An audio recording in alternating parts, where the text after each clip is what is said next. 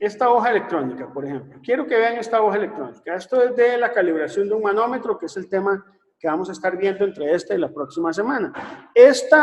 Básicamente, este es un diagrama de pesos de incertidumbre, donde se incluyen las incertidumbres por apreciación, repetibilidad, histéresis, paralaje, la incertidumbre de balanza de presión y la presión de columna. Yo coloqué las incertidumbres, cada una con un color, porque tengo diferentes puntos de calibración. Entonces yo hice, para meter los 5 diagramas en uno solo, le asigno un color a cada una de las incertidumbres. La incertidumbre por apreciación en muchos casos es la que más afecta, excepto en el último. Yo coloco las incertidumbres de mayor a menor. O sea, la que más afecta, la que después afecta, un poquito menos al final. La de repetibilidad, como a veces afecta mucho y a veces afecta poco, usamos algún sentido común como para decir, sí, vamos a ponerla de segunda. Porque a pesar de que en el punto de 2200 PSI afecta más, en los demás puntos parece estar un poco por debajo. Entonces, ¿qué puede usted ver del diagrama? No he hecho los cálculos, pero usted puede ver que la apreciación, la repetibilidad y la histéresis son las incertidumbres que más afectan. Usted lo puede ver. Y si esta que está al final es la combinada, vea que el diagrama nos da esa impresión. No he hecho el cálculo. El diagrama no se hace para hacer el cálculo, porque para eso tenemos la hoja electrónica y está toda la calculería. Es una inspección visual donde usted puede ver de una primera impresión y utilizando un poco la intuición, que el efecto paralaje y la incertidumbre por balanza de presión y la presión de columna son 3 incertidumbres despreciables y que tal vez deberíamos entrar en estudiar nuestra atención en las incertidumbres de apreciación, repetibilidad y histéresis. ¿Me explico? Esa es la idea de un diagrama de pesos de incertidumbre. Ahora, la balanza de presión, esta incertidumbre que aquí de repente parece no ser tan importante, usted puede hacerle aparte un diagrama de pesos de incertidumbre. ¿Por qué? Porque tal vez a usted le interesa ver cómo se comporta el patrón, siempre es importante. Y este sería el diagrama de la balanza de presión. Vámonos por aquí. Balanza de presión. Entonces, ¿qué pueden ver ustedes? Aquí hay varias incertidumbres: la presión nominal, la gravedad local, la densidad del aire, la densidad de las pesas, el coeficiente de expansión térmica y la temperatura del sistema pistón-cilindro. Las 6 incertidumbres aportan, pero de todas esas, ¿cuál es la que más aporta? La presión nominal. Esta es la más importante. Si usted no mete la presión nominal, el cálculo está totalmente incorrecto. No tiene un punto. O sea, si usted llega dentro de un cálculo de incertidumbre y la incertidumbre, que es la más importante, no la calculó, eso es un 0 automático. Es un 0 automático, porque en metrología no se evalúa planteamiento, se evalúa resultado, porque usted con los resultados es con los que usted toma decisiones en ingeniería. En otros cursos puede ser que usted le evalúe en el planteamiento, la creatividad. En este no, en este somos pragmáticos. Los metrólogos somos pragmáticos. Si algo no da, no da. Y se le ponen más puntos a la persona que justifica por qué no da y no a la que miente y dice que da otra cosa que no es lo correcto. Entonces aquí, por ejemplo, en este diagrama, la presión nominal es la que más afecta. Entonces, si usted hubiera despreciado estas 5 incertidumbres y solo considera la presión nominal, prácticamente está considerando ya toda la incertidumbre de la presión de referencia. Esa es la idea de los diagramas de pesos de incertidumbre. No es presentar un cálculo preciso, es tener una impresión rápida para saber en cuáles incertidumbres tengo que centrarme, que son los pocos vitales, y cuáles tal vez no darle tanta bola a las que son los muchos triviales. Puede ser que una de estas incertidumbres triviales requiera de un cálculo súper complejo. Puede ser que yo hice consideraciones medio groseras, pero si a fin de cuentas es despreciable, no tiene mucho sentido gastarle más tiempo a este del que usted le podría gastar a las incertidumbres más importantes. Entonces, por ejemplo, en este gráfico anterior que le explicaba aquí, la apreciación parece ser la que más afecta. Entonces, ¿qué sería importante en esta calibración? Saber si la apreciación la estamos tomando como una distribución rectangular o triangular. Eso resulta ser una decisión más importante que ver, por ejemplo, si el termómetro con el que usted midió la temperatura del pistón cilindro está calibrado. Eso no, o sea, tiene que estar calibrado, pero la incertidumbre no es algo relevante para esta calibración. ¿Me explico? Entonces, don Luis, a lo que yo quiero. Sí, claro, profe. No, eso me queda muy, muy claro. Lo que yo también tenía la duda era de si había alguna forma de hacer lo que usted menciona de los pocos vitales y la incertidumbre del Sí, resto y graficar en el eje Y, digamos, una escala de 0 a 1 y ver cuáles barras están por debajo de 0.3 y decir, ok, esta se desprecia. no, bueno, se puede hacer, pero usualmente eso no se hace dentro del diagrama, don Luis. Porque, Ok, digamos, si esta, digamos, uno lo puede ver así. Por ejemplo, en esta que estoy mostrando, vayámonos al punto de 2200, donde dice 9 PSI, aproximadamente 9 PSI la combinada. Entonces, ¿qué esperaría usted? Que las incertidumbres que estén por debajo de 3 PSI sean despreciables.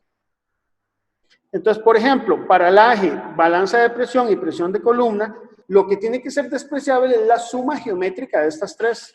Muy probablemente va a estar por debajo de 3 PSI. Incluso la histéresis mecánica está por debajo de 3 PSI. Yo aquí hice el cálculo, no sé si lo logran ver. La primera incertidumbre, digamos, la de apreciación, don Luis, abarca el 61% de la incertidumbre.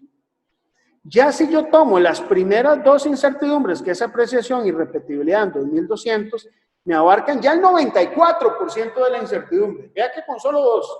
Y si meto la tercera, que es la histéresis, ya llego al 99% de incertidumbre. Significa que sí tendríamos que hacer un calculito un poquito más fino si usted realmente quiere evaluar cuáles son esas incertidumbres importantes. Es más que todo una herramienta gráfica. Si usted quiere el cálculo, mejor váyase a los datos originales y lo calcula. Siempre es bueno que usted tenga la parte gráfica, pero por otro lado la parte analítica es la que te va a hablar con más precisión. ¿Ahí? Ahí, profe, usted tomó, digamos, la suma geométrica de las incertidumbres en amarillo y la dividió entre el total. Correcto, digamos, la suma geométrica de las incertidumbres acumuladas y la divido entre la incertidumbre combinada estándar total. Ajá, De ok, tal ok. manera que ya cuando llegue a la presión de la columna, ya estoy sumando el 100%, por eso que suma 100%. Ok, Y esta incluso perfecto. no debería estar, porque esta es la combinada, entonces puedo quitarla. Entonces, eso es lo que yo voy haciendo. Voy haciendo una acumulación de suma geométrica. Entonces, esto es algo que vamos a estar viendo por ahí en las próximas semanas, pero que tal vez es un concepto que nos ayuda a entender el por qué hacemos diagramas de pesos de incertidumbre. Es porque es más fácil ver de esta forma gráfica si alguna incertidumbre afecta o no afecta de manera significativa. Ahí. Ok, listo, profe, muchas gracias. Ok, con mucho gusto. Estudien bien cálculos, vean. ¿Qué tienen que estudiar para este Profe, examen? ¿Sí? ¿Me iban a hacer una pregunta? sí, yo. Natieli, dígame, sí. Era con respecto al diagrama de pesos. Sí.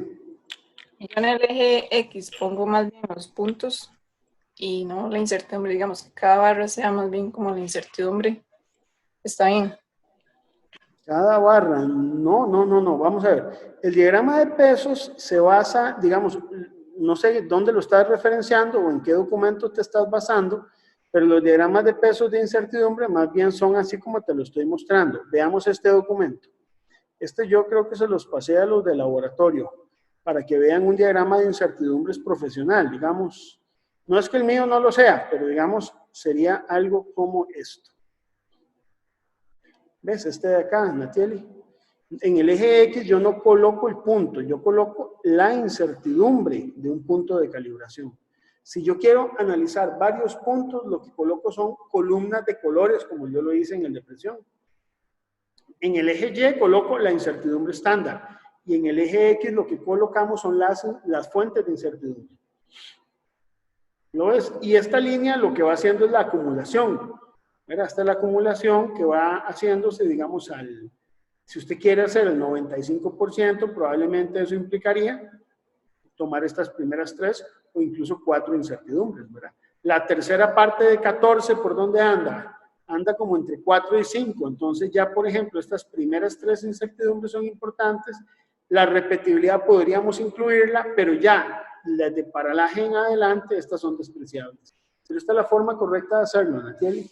No puedes cambiar el formato del diagrama porque puede ser un diagrama útil, usted lo puede proponer, pero ya no sería un diagrama de pesos de incertidumbre, sería otra cosa.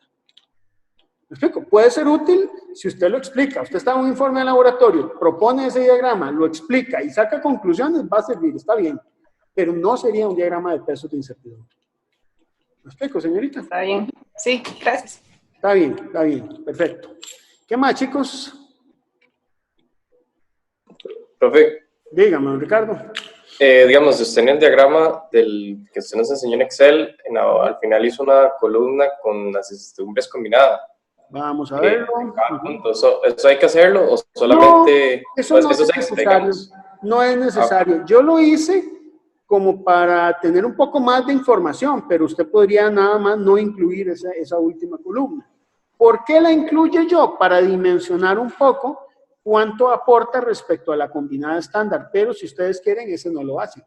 No es necesario. Si lo hacen, está bien. Si lo hacen, está bien. Pero no hace falta hacerlo. ¿De acuerdo? Ok. Gracias. Muy bien, don Ricardo. ¿Algo más?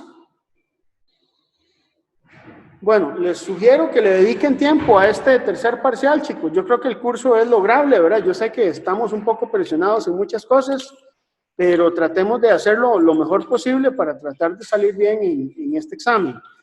Yo posiblemente estaré dando consulta el jueves y el viernes, esos 2 días en las tardes, nada más me escriben y yo me conecto, con mucho gusto puedo atender las dudas de todo lo que a ustedes les surja de aquí para el tercer parcial. Yo siento que si ustedes han hecho bien la tarea, no deberían tener gran problema.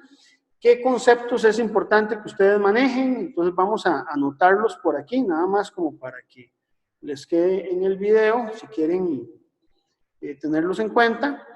Entonces, necesito que estudien bien todo lo que es el cálculo de la incertidumbre en un calibrador Vernier. Y eso implica el calibrador Vernier analógico y digital, de cualquier resolución. No necesariamente yo voy a preguntar un cálculo de incertidumbre completo. Puede ser que yo solo pregunte evaluar la prueba de excentricidad y el error de AVE. Puede ser que solo pida la resolución. Puede ser que solo pida la repetibilidad. Puede ser que pregunte por el método simplificado de calibración. Acuérdense que el método simplificado es que yo hago la repetibilidad solo en un punto de calibración, ¿se acuerdan? Y entonces la incertidumbre de repetibilidad simplemente era la desviación estándar. No hay que dividir entre raíz de n porque solo lo estoy haciendo en un punto. Y entonces cuando yo hago inferencia estadística para la repetibilidad en los demás puntos, yo básicamente solo tomo la desviación estándar y no la desviación estándar entre raíz de n. Podríamos tomar desviación estándar entre raíz de n en el punto en que usted hizo repetibilidad, si además querés incluirlo como parte de la prueba de error de indicación, pero solo en esa condición, ¿verdad? Luego, es importante que estudien bien lo que, dentro de esto, el cálculo de la expansión térmica, de la incertidumbre por expansión térmica. Yo necesito que ustedes eso lo manejen. Para cualquier instrumento, para cualquier cosa que se presente, lo que es el cálculo de incertidumbre por expansión térmica. Pero maneje bien eso, ¿verdad? Sí, dígame. Una pregunta. En el caso de donde se hace la incertidumbre, se calcula la incertidumbre por repetibilidad en un punto donde solamente, un punto de calibración, donde solamente se tomó una medición. En ese caso, la desviación estándar, ¿cuál sería? O sea, ¿cómo se calcula? A ver, vamos a ver. Sí, esa es una buena pregunta. Vamos a volver a explicarlo porque si no, porque eso viene en el examen. ¿Y por qué viene? Porque yo necesito que lo sepan. No es por hacer la vida imposible. Es porque si yo lo evalúo en el examen es porque yo siento que eso es un tema importante. Supongamos que usted calibra, pongámoslo sencillo, un micrómetro. Y en el punto de 25 milímetros, digamos, el micrómetro le da 25,001. Es un digital.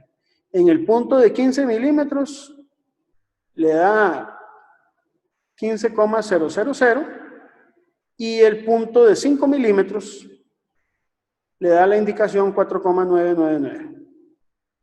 Usted no hizo repetibilidad en esos 3 puntos. Usted hizo la repetibilidad, por ejemplo, hizo la prueba de repetibilidad utilizando el bloque de 25 milímetros. Y usted obtuvo de esa prueba de repetibilidad, usted hizo, digamos, 10 mediciones. Y de esas 10 mediciones, usted saca una desviación estándar que digamos que le haya dado 0,0002. Para ponerlo facilito, no compliquemos la cosa. Dejémoslo en 0,002. Muy bien. Entonces usted diría, ¿cómo calculo la incertidumbre de repetibilidad en el primer punto? digamos, en el de 5 milímetros, que es el primero de estos puntos. Yo quiero saber, bueno, el error de indicación en ese punto, ¿cuál sería? Y el error de indicación es la indicación menos el valor del patrón, que sería y 499 menos 5, y me da menos 0,001 milímetros, ¿verdad? Hasta ahí no hay que ser muy genial. Ahora, ¿cuáles incertidumbres incluyo? Y debería incluir, si esto es digital, la incertidumbre por resolución y la incertidumbre por resolución del cero, las dos, ¿verdad? Entonces, tomo el 0,001, que sería la incertidumbre por resolución, la divido entre raíz de 12 y esa misma la calculo para la resolución del cero. ¿Ok? Hasta ahí no hay nada. Ahora, calculo además de esas dos la incertidumbre por expansión térmica, ¿verdad? Donde usted sabe que la expansión térmica es L por alfa por delta T, dividido entre raíz de 5, y usted podría estimarlo como los 5 milímetros por el alfa que yo se los daría, pero anda por el orden de 10 por 10 a la menos 6 Kelvin menos 1, y una temperatura, digamos, de 3 Kelvin, entre raíz de 3. Esto es raíz de 3, no de 5, es de 3, chicos. ¿Está bien? Y la repetibilidad, este es el asunto, ¿cómo la saco? ¿Cómo la saco si yo no hice prueba de repetibilidad en 5 milímetros? No la pongo así, a lo irresponsable. A lo irresponsable, como no la tengo, entonces no la pongo. No, eso no se hace, eso es un acto de total irresponsabilidad, eso no se hace. Usted lo que tiene que hacer es considerar la desviación estándar entre raíz de n, pero en este caso, como usted tiene que hacerla por inferencia estadística, porque solo toma un dato, el n sería 1. Y la desviación estándar sería esta que usted tiene aquí, de 0,002. ¿Ven la pizarra todos ahí, chicos? Sí, señor. Sí, profe. Está bien, entonces esta incertidumbre es de 0,002 milímetros. Ya la combinada sería la combinación de estas 4 incertidumbres de acá para sacar la incertidumbre de ahí. ¿Me explico cómo se calcula? Profe, Ahora, y los grados de libertad, hace repetibilidad, supongo. Son 9, estos son 9 grados de libertad, porque los grados de libertad no dependen de si esto sea 1, sino depende de la incertidumbre original. Si esta tiene 10 mediciones, la original de donde estoy tomando la información tiene 9 grados de libertad. ¿Estamos de acuerdo? Ahora, viene un asunto importante, que bueno, es también otra posibilidad. Si yo quiero calcular la incertidumbre para 15 milímetros, esta incertidumbre de resolución queda igual. ¿Y la repetibilidad cambiaría o no? No cambia, sigue siendo la misma. ¿Lo ven? ¿Cuál cambia? Cambiaría solo la expansión térmica, que aquí ya no serían 5, sino serían 15 milímetros. ¿Estamos de acuerdo con eso? Ahora, viene un asunto, y quisiera que lo piensen bien. Si yo voy a trabajar el punto de 25, ¿verdad? Con este dato original, todo queda igual, excepto que aquí en vez de 5 milímetros va a ir 25 milímetros. ¿Estamos de acuerdo? Si yo utilizo para el cálculo del error de indicación este dato que obtuve aquí. Ahora, viene otro asunto, señores. Si yo, para calcular el error de indicación en 25 milímetros, en vez de utilizar esta medición, yo hago uso de estas 10 mediciones donde yo sé que mi promedio, por ejemplo, me da 25,0015, porque podría dar diferente, ¿verdad? El promedio. Si yo utilizo este promedio, ya yo no puedo hacer el cálculo de repetibilidad igual, porque yo estoy usando 10 mediciones. Entonces, la resolución y el cambio por expansión térmica se mantienen igual. Pero si se emplean las 10 mediciones,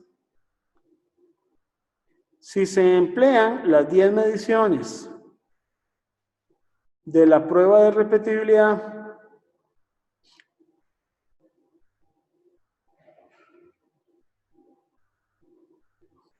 para calcular el error de indicación,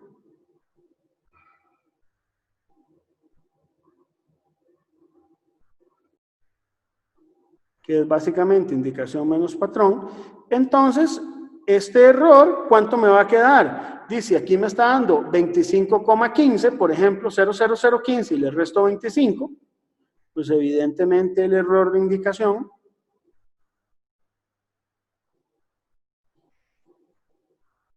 es obvio que queda 0,0015 milímetros.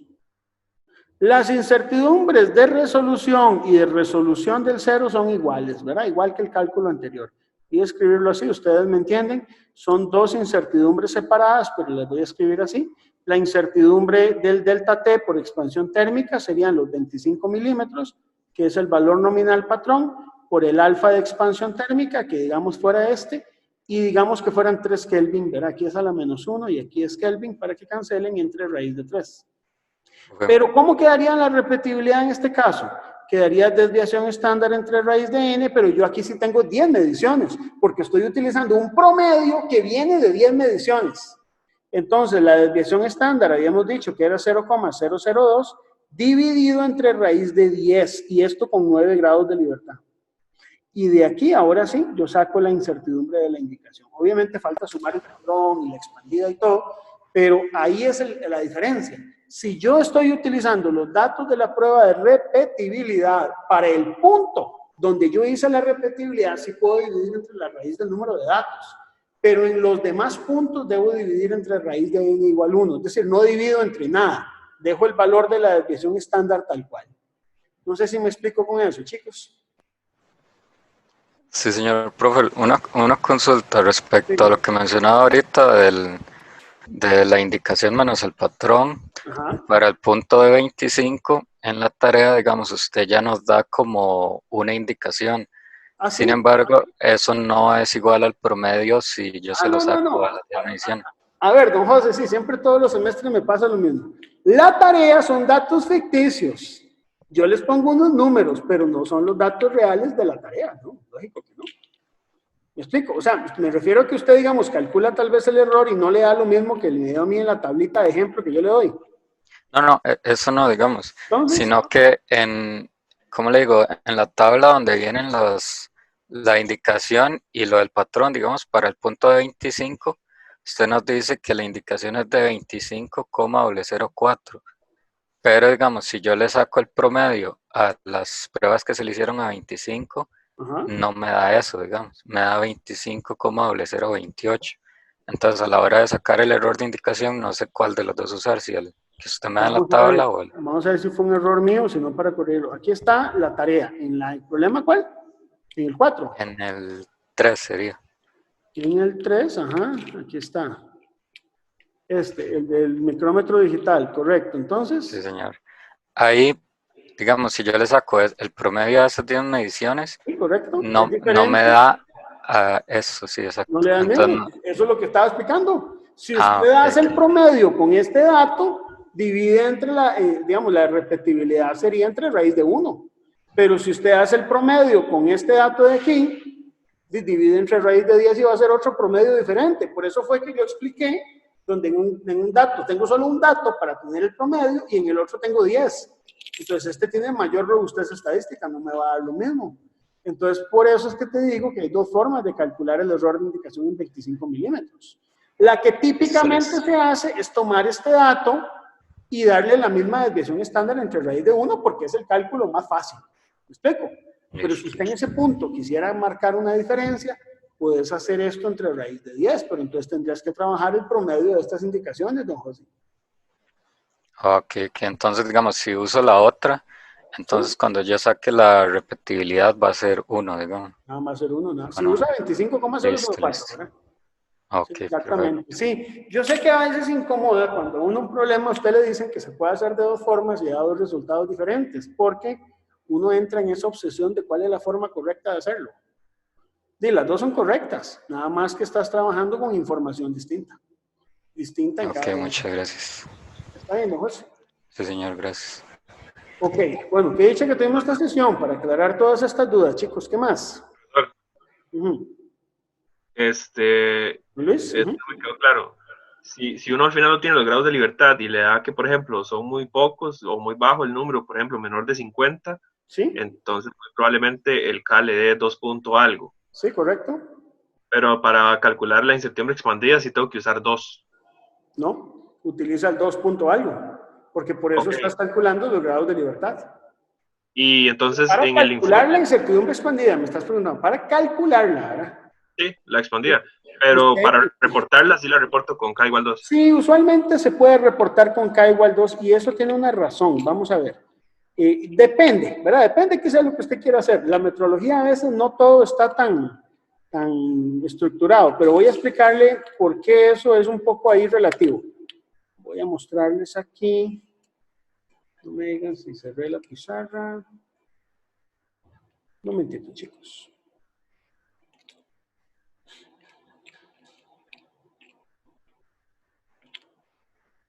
Profe, en el caso ese del ejercicio 3, igual todas las otras medidas quedarían con 9 grados de libertad.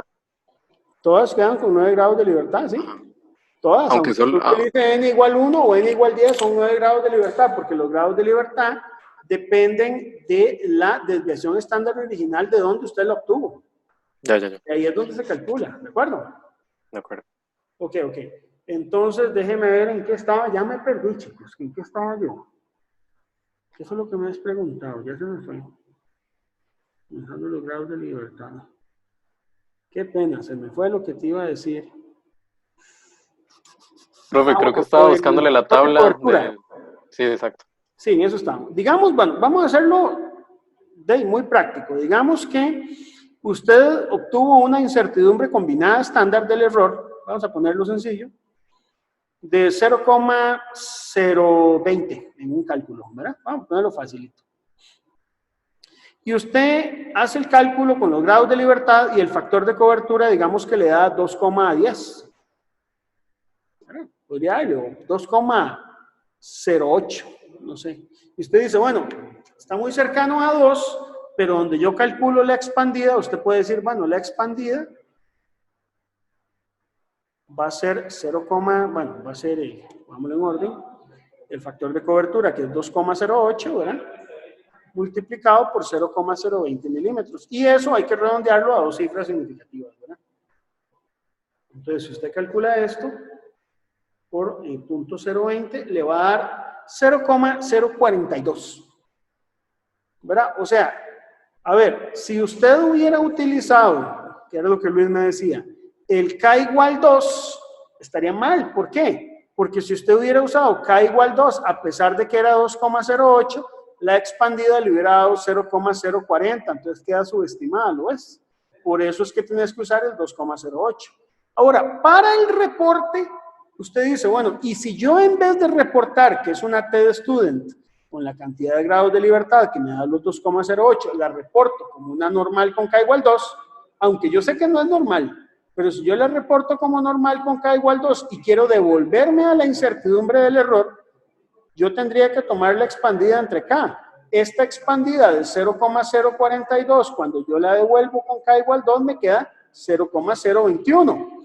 Entonces, ¿qué va a ser el riesgo que yo me corro al reportarla con K igual 2? Que básicamente la incertidumbre estándar es levemente más chiquitita que la original. Entonces, no hay problema porque entonces yo estoy aplicando el principio de máxima entropía. Entonces, cuando el factor de cobertura es un poquitito más de 2, si usted lo reporta con K igual 2, no es problema. El problema es que sea un poquito más de 2 y usted lo calcule con K igual 2. Eso sí es un problema porque quedaría subestimado.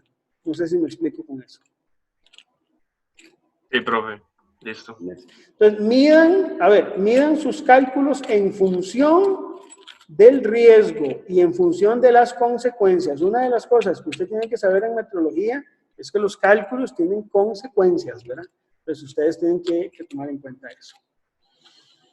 Entonces, bueno, estamos con ese primer punto. Quería entonces un poquito aclarar ahí aspectos del examen.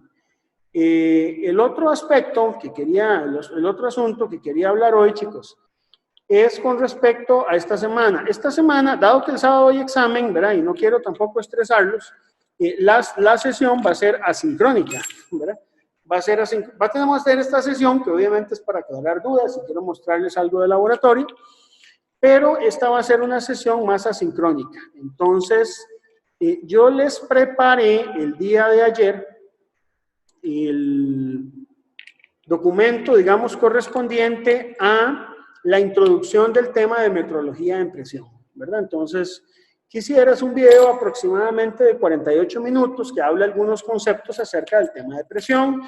Yo sé que a veces es como aburrido y todo verlo, pero es que son conceptos importantes y a nivel, digamos, de formar una base de conocimiento es importante que ustedes lo tengan en cuenta. Entonces saquen durante esta semana el rato para que puedan ver el video, incluso es interesante, traté de hacerlo ahí lo más interesante, habla de aspectos históricos del tema de presión, habla, por ejemplo, por qué el ser humano toma en cuenta la medición de presión, o sea, ¿a quién se le ocurre inventarse una medición que sea presión?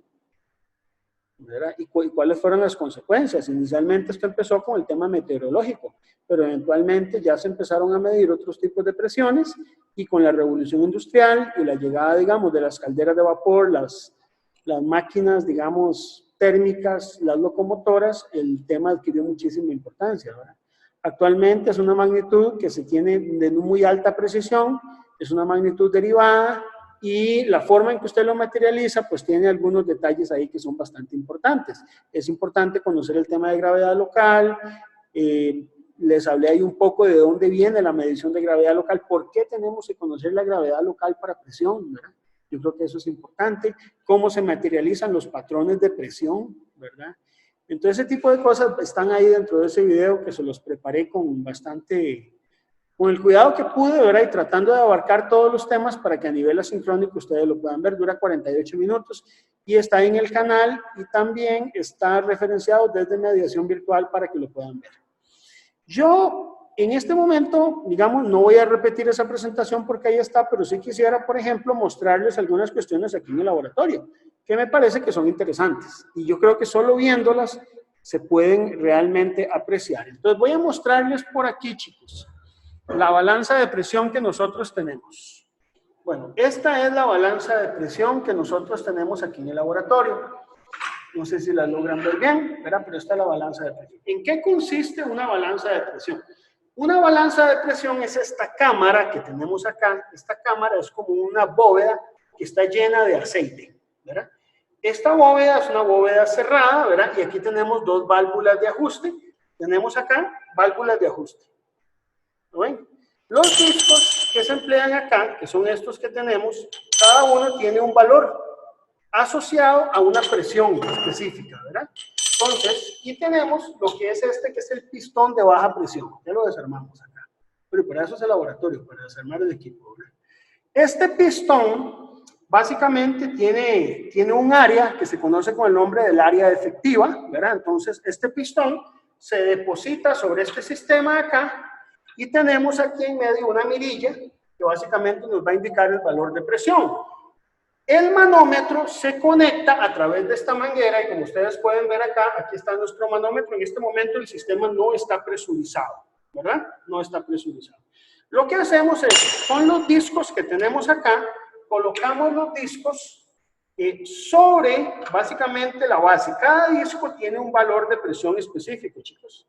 Cada disco tiene identificado un valor de presión y ese valor de presión lo indica la balanza en función de si el pistón es de baja o de alta presión, ¿verdad? Entonces, por ejemplo, estos son pistones, estos son discos, cada uno de los cuales generan presiones de 20 psi. Esta es una balanza de presión en sistema inglés, también hay balanzas de presión en sistema internacional, esta es del sistema inglés. Entonces, cada uno de estos dos discos tiene una presión de 20 psi y el sistema pistón-cilindro que ustedes tienen acá, este que acaba de sacar, tiene 5 psi. Por lo tanto, aquí yo tengo 45 psi que estoy generando sobre esta cámara de presión. Los dos discos de 20 y este disco de 5. Tenemos otros discos pequeños, como este de aquí. Estos dos discos, que son los WG23, que están acá,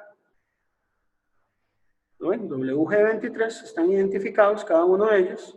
Tiene un valor de presión también asociado, ¿verdad? De 10 psi cada uno de ellos.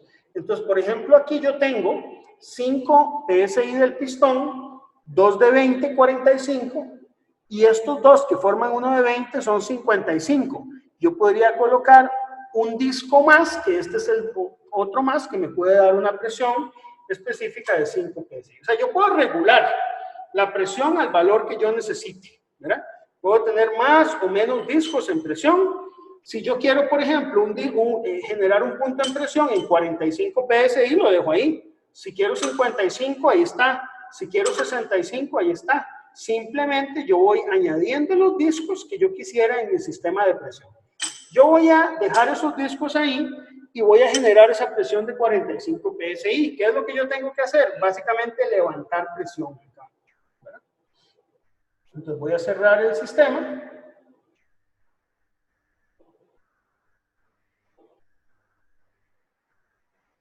Y podemos empezar a levantar la presión. Entonces, esto se llama un rato, ¿verdad? Cuando voy levantando la presión, esta aguja que está aquí en el indicador, se las voy a mostrar más cercana, empieza a levantarse. No sé si lo van viendo. Ahí poco a poco se va empezando a levantar la presión. Mira, voy a enfocarlo un poquito más para acá.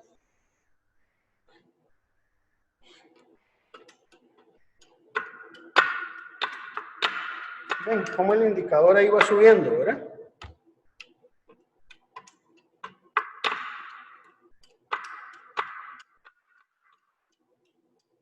La metrología es de paciencia muchas veces y de cuidado ahí, ¿verdad? Pues hay que ir viendo. El manómetro ya está conectado al sistema, ¿verdad? Se ha revisado que no hayan fugas. Se hace de hecho una prueba de fugas anterior que dura 3 minutos, que es levantando el manómetro hasta la presión más alta, ¿verdad? Este manómetro llega hasta 4 bar o 60 PSI, ¿verdad?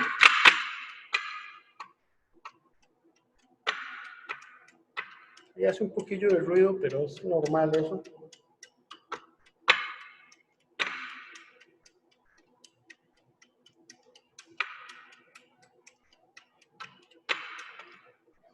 Y bueno, ¿cómo voy a saber hasta dónde levanta la presión? Básicamente la presión se va a levantar hasta lo que me permita a mí este sistema de pesas que yo tengo acá.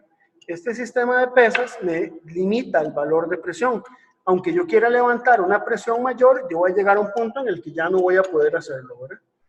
¿Vale? Dependiendo del tipo de sistema de presión que yo esté utilizando.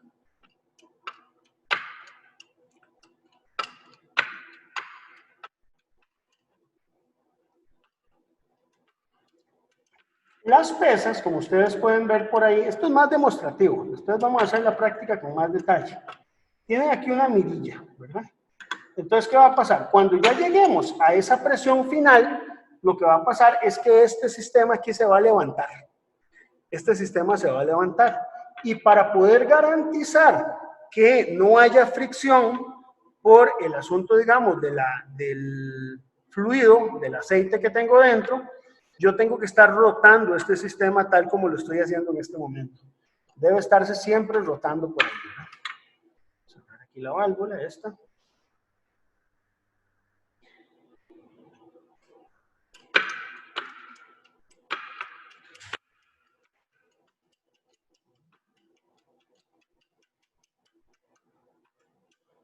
Ahí, no sé si lo logran ver. El sistema ya se levantó. ¿Lo ven? Si no, ahí pueden después revisar el video. Pero se levantó más del nivel permitido. Entonces yo con las válvulas empiezo a jugar un poquito con eso, bajo la presión, mientras roto, ahí se me cayó un poquito, entonces la levanto y ahí voy jugando un poquito con el valor de presión. Hay una mira que me indica a mí el valor correcto, ¿verdad? Ahí, y lo giro. El giro se recomienda que sea más o menos a 1 revolución por minuto, no más de eso. Y no presiono hacia abajo, sino que simplemente el giro lo hago de esta manera suave, ¿verdad? Se hace de esta manera suave para no producir ningún tipo de accidente, porque se puede caer o lo que fuera, ¿verdad? Cuando yo tengo que colocar pesas más pequeñas, se colocan como lo mostré ahora, que es básicamente colocar las pesas más pequeñas por encima de las más grandes para que tenga estabilidad, digamos, dinámica. Una vez que tengo eso, yo me fijo en el indicador del manómetro. Ahí le estoy colocando 45 PSI, ¿verdad? Y ahí, tal vez no sé si se logra ver, pero digamos la indicación del manómetro es de 44,5, está en medio. Se podrían utilizar amplificadores de lupa para ver cómo se comporta. Usualmente el manómetro se calibra desde el punto más bajo hasta el punto más alto y luego hacemos un retorno nuevamente al punto más bajo. Eso se llama curva de histéresis, ¿verdad? La curva de histéresis significa llevar el manómetro desde el punto más bajo hasta el punto más alto y luego devolverse hasta el punto más bajo. Eso es la forma en que uno calibra un manómetro. El manómetro se calibra en cierta cantidad de puntos. Un manómetro como esto se calibra usualmente en 3 puntos, en un punto en el primer 20% del rango de medida, otro a la mitad y otro en el último 20% del rango de medida. Pero si uno quisiera y tuviera el tiempo y los recursos y el interés, puede incluso calibrar en 5 puntos o en más puntos, dependiendo de la aplicación que usted quiera para el manómetro, ¿verdad? Pues eso es básicamente la forma en que se calibra. Y este es el tipo de patrón entonces que utilizamos, que se llaman balanzas de presión, chicos. Voy a descargar la balanza de presión. ¿Cómo la descargo? Básicamente no es que quito las pesas, porque si no se me desborda el aceite, sino que lo que hago es bajar la presión. Al bajar la presión, se cae la presión en el manómetro, como ustedes pueden verlo, ¿verdad? Al ser una balanza que funciona en medio hidráulico y el fluido ser prácticamente incompresible, un pequeño cambio de volumen me libera la presión y ya puedo quitar el peso y no tengo ningún problema, digamos, de derrames de aceite. Es normal que se derrame en aceite a veces, ¿verdad? Pero sin embargo uno debe procurar que eso no ocurra dentro del sistema. Esta parte básicamente requiere todos los cuidados del tema, digamos, de fontanería. Ya algunos, digamos, de las conexiones modernas no requieren de teflón, porque son conexiones mecánicas muy precisas, pero en algunas que son las más viejas se requiere de conexión, digamos, utilizando teflón, ¿verdad? Entonces, eso es básicamente lo que es un patrón de presión. Ahí lo pueden ver ustedes en el video. En el video yo se los explico, pero yo creo que era importante hacer esta parte demostrativa por ahí. No sé si hay alguna pregunta, chicos.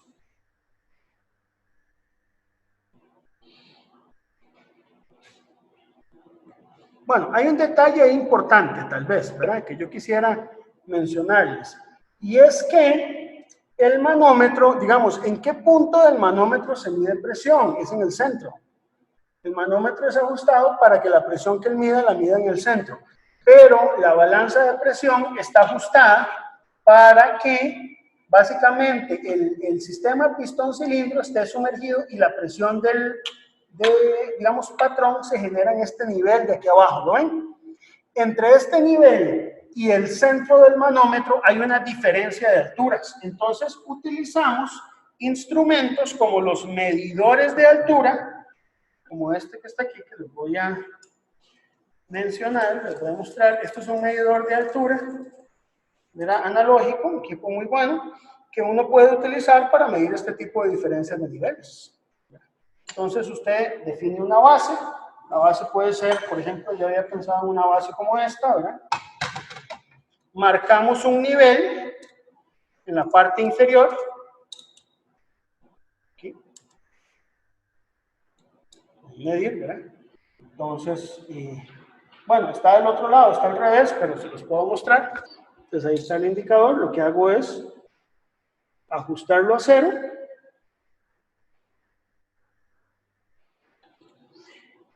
Tengo un nivel y luego elevo ese nivel hasta el centro del manómetro. Obviamente esta incertidumbre requiere un poco ahí de cuidado, ¿verdad? Uno siempre en metrología hace el mejor esfuerzo, pero debe ser consciente que todo tiene incertidumbre, ¿verdad? Y tomamos la segunda medición. Ahí nos indica entonces la cantidad de milímetros que tenemos entre la base y la parte inferior. Y con esa altura que estamos midiendo ahí, entonces ya podemos calcular la columna de presión que habría que corregir porque este manómetro está en un punto de presión más alto que el valor del patrón que está generando la balanza. Entonces, bueno, eso es la forma en que uno calibra, ¿verdad? El proceso de calibración de un manómetro entonces se hace con una balanza de presión.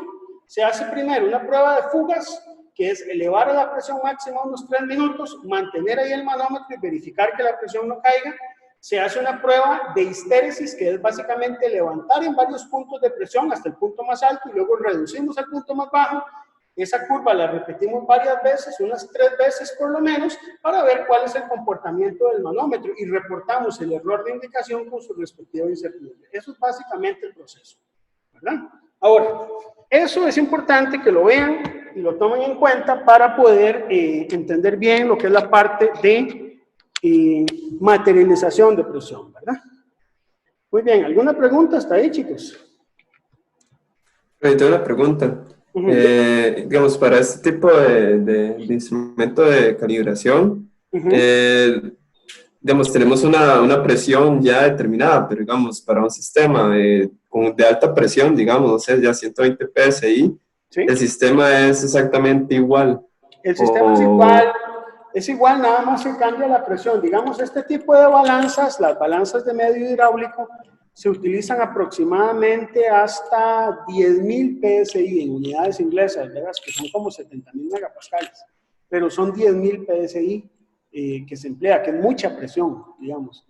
Ya por encima de esas presiones no sé cómo se trabaja, porque ya son sistemas de más cuidado, ¿verdad?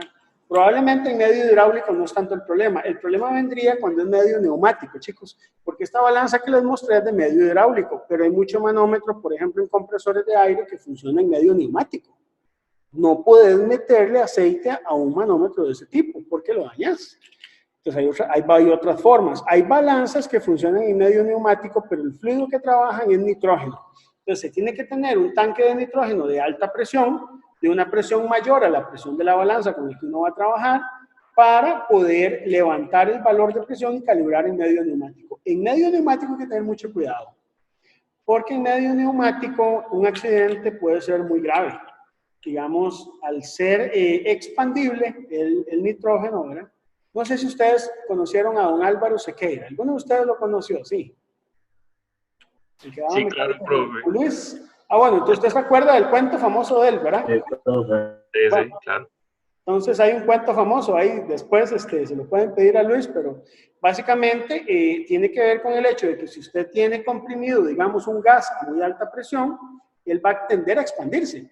Y entonces si se zafa un tornillo o se zafa alguna cuestión de conexión, podría generar, eso es un proyectil. Entonces simplemente hay que hacerlo con mucho cuidado, ¿verdad? Pero aquí viene un asunto, chicos, que también yo quisiera que ustedes lo tomen, y esto no está en ningún libro de metrología, es una cuestión de la vida. Y uno no puede entrar a un laboratorio con miedo. Y si no, ¿cómo harían los científicos que buscaron la cura al ébola y ahora que están en el coronavirus y que usted tiene que atender? ¿Cómo hacen los enfermeros? Yo admiro a los enfermeros y las enfermeras.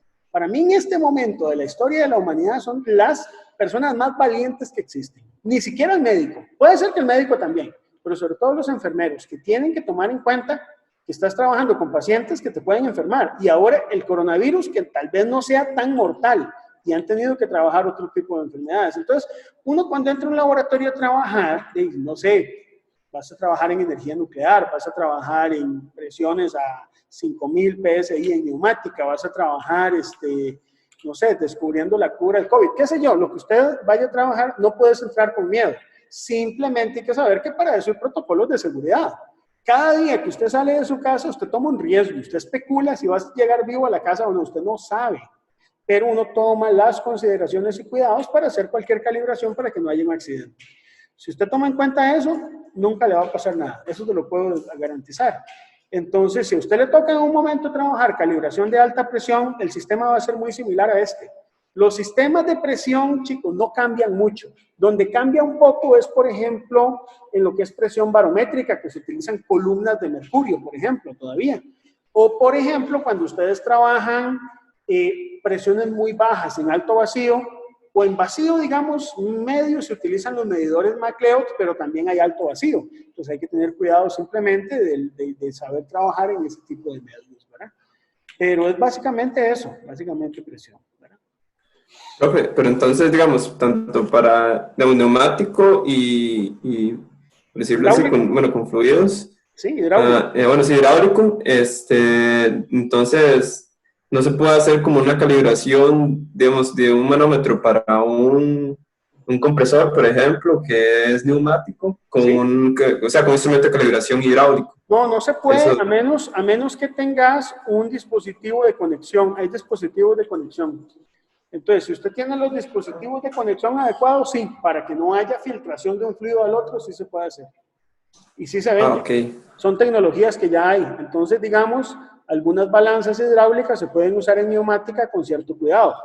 Ahora, viene un asunto que se los pues, básicamente hoy es dejar una serie de preguntas, ¿verdad? Pero la balanza de presión hay que calibrarla, ¿verdad? Esta que yo tengo. Bueno, existen clases de exactitud de balanza de presión. Esta que yo tengo es una tipo industrial de 0.1%. Yo la puedo calibrar por un método que se llama el método de flotación cruzada, conectándola contra otra balanza de mayor precisión. Y hago la calibración de mi balanza de presión. Las balanzas de presión no tienen un indicador digital. Eso es interesante. O sea, usted para generar una presión no es que hay un aparato que te mide la presión, no. La presión se genera por la definición misma de una masa sobre un área efectiva, que es la fuerza sobre el área, de lo cual ya casi vamos a hablar un toquecito. Entonces, eso es la forma en que usted materializa el valor de presión, chicos. Esa es la forma en que usted lo materializa, ¿verdad? Pero usted puede comparar el valor de presión de una balanza contra otra de mayor nivel de exactitud y así sucesivamente. Ahora, si usted toma la mayor exactitud en una balanza, que es de un 0,05%, ¿cómo calibra una balanza que tiene un nivel de exactitud de un 0,05% si ya no hay nada con mayor exactitud que eso? Bueno, se utiliza un método que básicamente es el método del área efectiva, que consiste en tomar el pistón, vamos a ver el pistón. Este, por ejemplo, es un pistoncito de alta presión, ¿verdad? Este es un pistón de alta presión. Esto que ustedes tienen por acá, este pistón de acá, ¿verdad? Bueno, no lo puedo tocar mucho con las manos porque se puede ensuciar y eso lo puede dañar. Entonces, este pistón de aquí, usted le puede medir el área.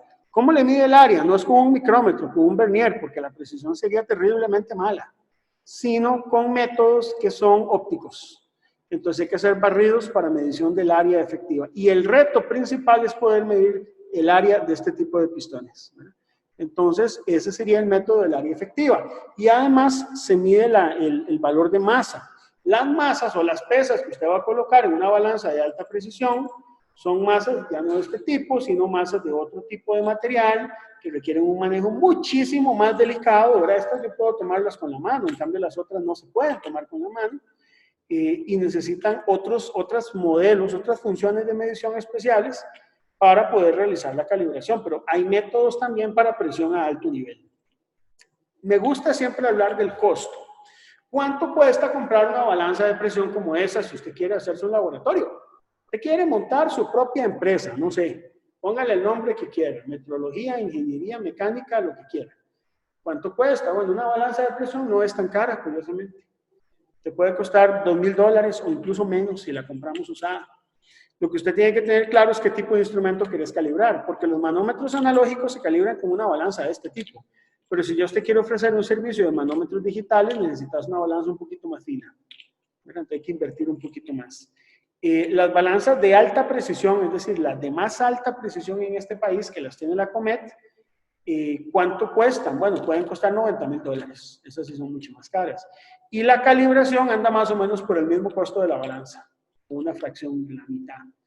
Entonces, casi que usted puede pedir que le regalen la balanza y usted solo paga las calibraciones, ¿verdad? Entonces, eso a veces pasa, la calibración puede ser más cara que la misma balanza. ¿Y por qué ocurre eso? Por el tema de infraestructura, señores. Si nosotros en este país tuviéramos la infraestructura para poder hacer flotación cruzada, entonces sí tendría sentido de no mandarlas al extranjero y no pagar ese montón de plata. El tema está en que el inversor en esos patrones de alto nivel de exactitud encuentre rentable invertir en eso, porque tiene que invertir en patrones muy caros, pero si solo tiene 2 clientes que le van a mandar 2, 3 patrones al año, tal vez eso no le da para subsistir. Y ahí es donde la presencia del Estado se vuelve importante. La metrología, lamentablemente, y no importa que esto quede grabado, lamentablemente no tiene mucho capital político. ¿Me explico? O sea, si yo llego y le pido al Estado en tiempos de COVID $180,000 para poder calibrar las balanzas de la Comet y poder ofrecer un servicio de metrología en presión a primer nivel mejor, eso no se ve tan bien como, por ejemplo, invertir en la vacuna del COVID, que está bien, no es que tengo nada en contra. Lo que pasa es que el tema de metrología es tan desconocido dentro del mundo y dentro de la sociedad que de repente sentimos que no la necesitamos porque nunca la hemos visto, porque nunca hemos tenido contacto con ella, entonces de repente no estamos viendo las consecuencias que puede haber en la inversión metrológica. Y la inversión es importante porque quien crece a nivel de este tipo de inversiones es el país como tal. es el país. Entonces, si nosotros logramos mantener una buena infraestructura metrológica, pues podemos recibir empresas de afuera sin que tengan que enviar los equipos afuera. ¿Por qué? Porque muchas empresas médicas y otras están enviando equipos afuera del país porque el sistema metrológico que tenemos para darles calibración a muchos instrumentos ni siquiera está aquí. Y ellos pagan miles, si no millones de dólares en calibraciones. Entonces, yo creo que por eso es importante mantener esa infraestructura, que aquellas magnitudes que tal vez no tengan una rentabilidad desde el punto de vista comercial, que las puede ofrecer el Estado como primer nivel a nivel de investigación y poder crear una infraestructura donde los que ganemos seamos nosotros, los costarricenses, a nivel de calidad de producto. Esa es mi visión. Esa es mi visión y yo creo que cumplo con la responsabilidad de dárselas a conocer. Muy bien.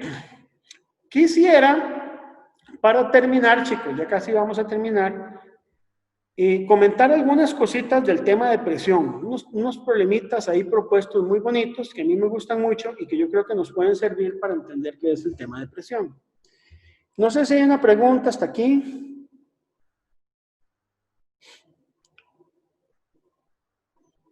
Bueno, quiero entonces que hablemos un poco del concepto de presión. Yo no sé ustedes, chicos, pero de repente hay una cosa que es como la zona de confort, ¿verdad? Donde hay magnitudes dentro de la ingeniería mecánica que nos hablan a nosotros, que sentimos que entendemos bien, y otras que tal vez no entendemos. Si yo le hablo a usted, por ejemplo, de campo magnético, puede ser que lo maneje, pero no es tan común o no está uno tan familiarizado como con temperatura, que es algo de lo que nos han hablado siempre, o de presión. No sé si ustedes sentirán lo mismo que siento yo, pero de repente la presión es algo como que es muy conocido, es muy familiar para todos nosotros. No sé si ustedes lo sienten de la misma forma o hay alguien que lo sienta diferente.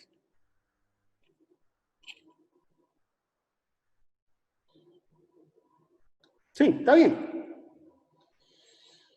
Bueno, entonces, quisiera, voy a parar aquí el video, pero sigo hablando para mejorar la conexión, chicos. Quisiera proponerles el siguiente problema en presión. Bueno, vámonos a la definición de presión. ¿La presión es un escalar o es un vector? Empecemos por ahí. ¿Qué me dicen ustedes? ¿Qué les han contado? Cuenten. Sí, profe, la fuerza es un vector. Sí, la fuerza es un vector, digamos. Si uno se va a la definición, es fuerza entre área. La fuerza es un vector. Pero el área es un escalar. Y el área es un escalar. ¿Y entonces qué es la presión? ¿Un vector o un escalar? Sí, yo siempre lo he visto como un escalar. La presión es un escalar, correcto. Estamos de acuerdo. La presión es un escalar, pero eso es como cuando usted le enseñan el Ave María y le enseñan los 10 mandamientos y está bien. O sea, no digo que esté mal, está bien. Pero entonces viene una pregunta. ¿Cómo me explica usted que la presión es un escalar, lo cual es cierto, siendo la fuerza un vector? Y definiendo la presión como fuerza entre área. ¿No le parece como que hay parte del cuento que no le contaron a usted aquí? ¿Y cómo hace usted para sí, eso sí, un vector entre un escalar y que le dé un escalar? ¿Verdad? Eso está oscuro, ¿ah? No sé si alguien sabe por qué. Cuéntenme, a ver. Pero eso no se debe a que, digamos, uno siempre tiene que considerar que la fuerza tiene que ser perpendicular. Entonces hay que aplicar un producto punto para poder conocer esa... Correcto, así es. Pero entonces, ¿cuál es la definición de presión con ese producto punto? O sea, ¿cuál es el producto punto? Sería Bueno, y si ya ahí la verdad no sé, profe. Bueno, digamos, sé que está multiplicado por el coseno, pero digamos, no sé cuál sería el vector. ¿Sería un vector unitario o qué? Es un vector unitario, correcto. Sí, me queda saber. Tomemos un diferencial de área. Un diferencial de área se puede tomar planito. ¿Me explico? Porque como esto es cálculo, en cálculo usted sabe que usted hace las cosas tan pequeñas en un diferencial que lo puede tomar plano, ¿verdad? Entonces, digamos, ¿qué tenés que considerar aquí? Que sobre, digamos, esta área va a haber un vector, vamos a llamarlo, que es perpendicular a esa área, que es n techo, ¿verdad? Ese sería el vector unitario perpendicular a esta área. ¿Me explico? Ahí está. Perpendicular hacia afuera del área o hacia una dirección que usted defina convenientemente afuera o adentro. Porque eso es otra cosa. ¿Qué definís afuera o qué definís adentro? Entonces, si usted necesita en presión una superficie de frontera y la presión va hacia afuera de la superficie de frontera. La dirección normal la definimos hacia afuera, lo que significa hacia afuera, ¿verdad? Porque el afuera y dentro a veces es muy relativo, ¿verdad? Si usted tiene una olla de presión encerrada, es muy claro dónde está afuera y adentro, ¿verdad? Pero si usted tiene presión atmosférica, sí, está claro, pero hay que pensarlo tal vez un poco, ¿verdad? Entonces, bueno, pues no importa, vamos a definir eso. No nos vamos a enredar mucho. Luego, usted tiene una fuerza. La fuerza que usted tiene, digamos, no necesariamente es perpendicular al área, ¿verdad? Porque como dice usted, aquí hay un ángulo de coseno, ¿verdad? Entonces, realmente hay una definición mejor para el tema de presión que nos esclarece el por qué es un escalar. Y es que la presión es básicamente el diferencial de fuerza respecto al área, porque la fuerza y el área pueden estar cambiando, la fuerza puede ser variable. Entonces, realmente es esta diferencial, ¿verdad? Multiplicada por el vector n unitario en dirección perpendicular al área. Esa es la definición formal de presión, ¿verdad? Esa es la definición formal. Ahora, quiero que vean lo siguiente. A ver si estamos entendiendo. Ejemplo, digamos, 1 de presión. Si yo tengo un tanque cilíndrico, chicos, que lo voy a llenar de un fluido de la densidad conocida, por ejemplo, agua. Entonces voy a llenarlo, pero aquí hasta el tope, ¿verdad? De tal manera que me queda una profundidad H. Y el agua tiene una densidad ρ. Entonces, pregunto, ¿cuánto será la presión en el fondo? ¿Cómo la calculo? Bueno, era Sería por el ¿Cómo es? peso. No importa, hable cualquiera ahí, entre todos, yo les doy chance, hablen. Dale, Luis. Dale, Luis. Luis, a ver, ¿qué? Ok, sorry. ¿No sería, profe, H por el peso específico? Sí, exactamente, el peso específico sería ρ por G por H, ¿verdad? ¿Estamos de acuerdo? Ahora, si mi tanque fuera cónico, vamos, tengo un agujerito aquí, pero es infinitesimalmente chiquitico, apenas como para poder introducir ahí el agua, para poder llenarlo, ¿verdad? Entonces ahí tengo el tanquecito. Entonces, el tanque también tiene una altura H. Vamos a suponer, si ustedes quieren, que tienen el mismo diámetro, los dos, ¿verdad? Es decir, el diámetro de estos D y el diámetro de estos D.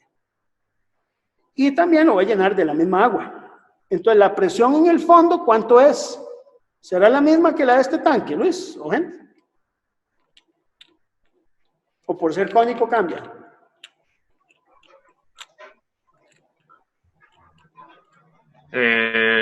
Profe. No sabe. Vamos a ver. Yo no estoy seguro, pero es que la masa que hay por encima de la superficie es diferente. Es diferente. Digamos, acuérdense que el volumen de un tanque es pi cuartos, ¿verdad? Por el diámetro al cuadrado por la altura. Pero el volumen en un cono es 1/3 de pi cuartos por el diámetro al cuadrado por altura. Es decir, que aquí tenemos la tercera parte de la masa que yo tengo aquí. Pero la presión será la misma.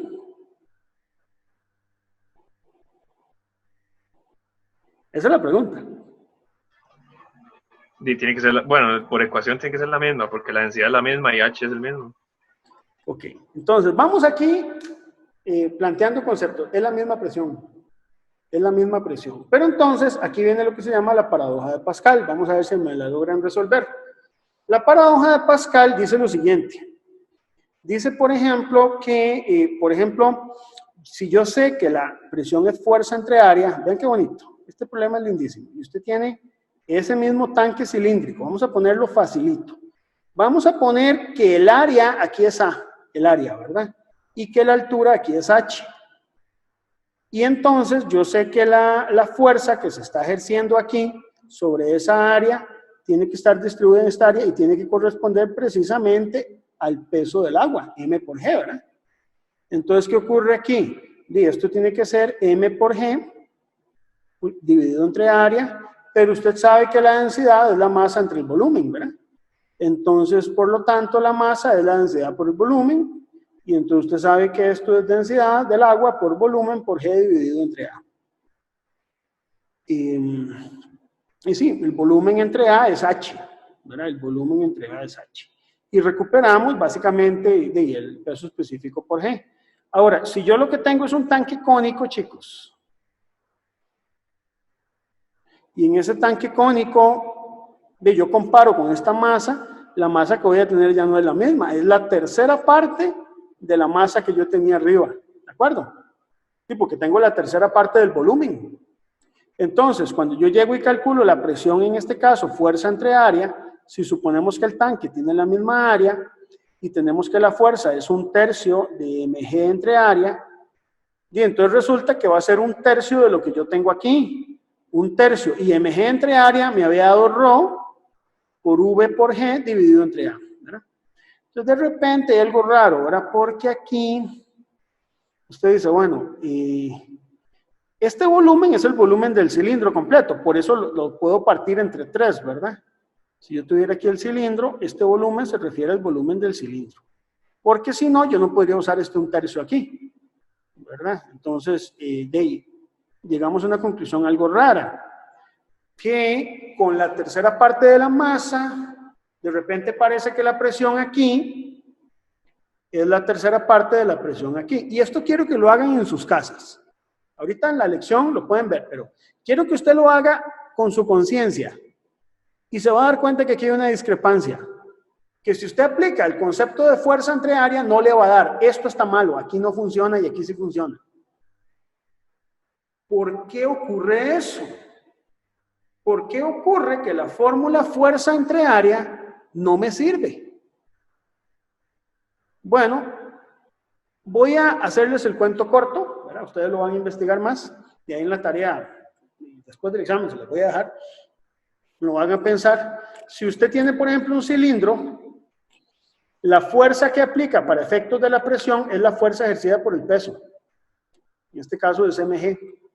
En cambio, si usted tiene un cilindro, un tanque cónico, la fuerza que ejerce el peso aquí es apenas la tercera parte del mg que usted tenía aquí, suponiendo que aquí usted tiene una cantidad de masa m, ¿verdad? Pero acá estas paredes están ejerciendo una fuerza que aquí no afecta. ¿Por qué? Porque la fuerza de las paredes es perpendicular al área, es paralela al área. Entonces no aportan dentro de la definición que tenemos del producto punto. Pero estas dos fuerzas de aquí, o si usted pudiera integrar, no dos fuerzas, toda la fuerza alrededor, ¿verdad?, de esta superficie, es la que suma las otras 2/3 partes que le hacen falta a esto, para que la fuerza total que sienta esta superficie de aquí sea igual a mg y que dividida entre el área ya te dé el valor de presión. Esa es la respuesta, ¿verdad? Ese es como el spoiler de la historia, ¿verdad? Pero entonces hay que tener cuidado. Hay que tener cuidado porque entonces hay que entender bien qué significa presión. Si usted tuviera, por ejemplo, un tanque que no fuera de esta forma, sino más bien que el diámetro de arriba sea mayor que el de abajo, y usted mantiene aquí el área, ¿verdad? Y resulta que el peso de todo el agua, si usted lo llena hasta arriba, va a ser mayor que mg. Sí, pero solamente la proyección cilíndrica es la que afecta. Las reacciones que van aquí afuera actúan hacia arriba y compensan el peso del agua completo que está ejerciéndose sobre el área, que va a ser mayor. Pero esas dos fuerzas que van hacia arriba, por equilibrio estático, entonces compensan el valor de presión. Yo no sé si ese concepto lo manejan ustedes, chicos. ¿Cómo están en eso? Yo tengo una pregunta. ¿Sí? Digamos, en eso que mencionó usted, que la fuerza en el cilindro es perpendicular, ¿sí?, al área. ¿Sí? Digamos, entonces, en ese caso, uno dice que no hay una presión asociada a las paredes del cilindro, ¿verdad? Es que sí hay, pero al ser paralela al área, entonces no afecta en la presión, porque la presión afecta solo la componente perpendicular. ¿Me explico? O sea, la que va perpendicular al área. Por ejemplo, aquí abajo en el F1, F2, de ahí hay componentes que son verticales, que son perpendiculares al área, y esas son las que afectan.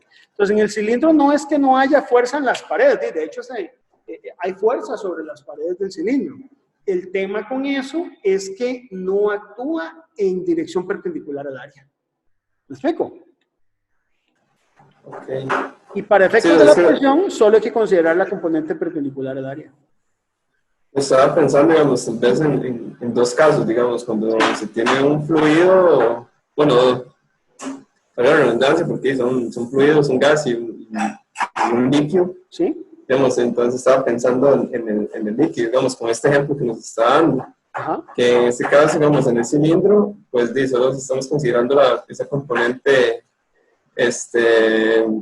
perpendicular al área. Correcto. Digamos, correcto. en el caso ya de un gas, eso aplica en todas las direcciones del Sí, cilindro también. pero es igual, porque el gas tiene que estar confinado, digamos, y el gas, claro, si vos lo ves a nivel molecular, existe una superficie de frontera sobre la que hay choques en las paredes, y digamos, la conservación de momentum es la que hace que haya un efecto sobre las paredes.